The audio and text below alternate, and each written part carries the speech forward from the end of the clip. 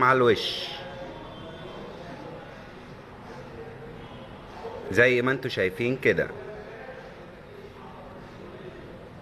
دي بعد ما استوت وطلعناها من الفرن هنحط عليها من على الوش معلقة جوز الهند، ونحط شوية زبيب، قطعتين من الكنتالوب، موز،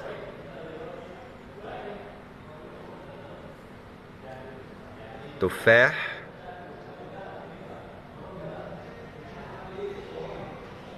عنب، ولو عايز تضيف عليها اي فاكهة تانية ممكن. وزي ما انتوا شايفين شكلها اهي، والف هنا وشفا. ما تنسوش تعملوا لايك على قد حب